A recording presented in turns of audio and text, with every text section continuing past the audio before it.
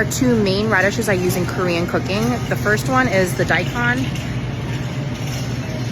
radish, which I'm sure many of you are familiar with. Daikon is really good, especially for pickling. It's got a milder and slightly sweeter taste, not as much of that like radish bite.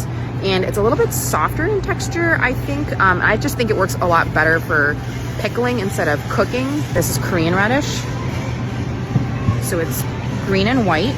These are good for making your pickled radish wraps for Korean barbecue. The sammu.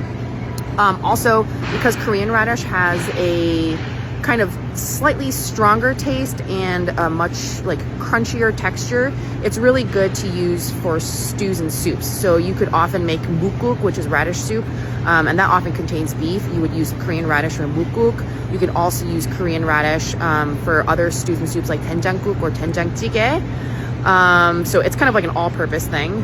And in terms of the two radishes being interchangeable for recipes, if you've only got one or the other, that's totally fine. It's not going to make or break your recipe. Just use a daikon radish instead of a Korean radish for your stew. For pickling, I personally like to use daikon radish. If you're making some kind of kimchi at home and you need like thinly sliced radishes, again, either one will work in a pinch. It's more common to use Korean radish for kimchis, especially like the cubed gakdugi, the cubed radish kimchi. But again, in a pinch, if your store doesn't have one in stock or you just have something in your fridge and you just want to use that up, it'll be fine. I found the pickled radish wraps that you can use for your Korean barbecue. There are a whole bunch and they'll be in, circular packages like this.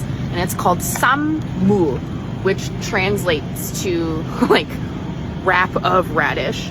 But they come in different flavors, like a wasabi flavor, just a plain white, pickled flavor. So that's really good. And you can eat it with lettuce wraps or just on its own. Found the yellow pickled daikon that I said you can find that often comes with your jjajangmyeon in the Korean Chinese restaurants. And it looks like this. It's called 단무지. And then they do make a white version without the yellow food coloring. If the yellow food coloring weirds you out, but it's so traditional. I can't imagine eating jjajangmyeon without it. Tanmuji is also used, if you cut it into long thin strips, it's also used inside kimbap. So that's just something to keep in mind if you just want to buy a pack and just keep it in your refrigerator if you want to make kimbap in the future. That's really handy.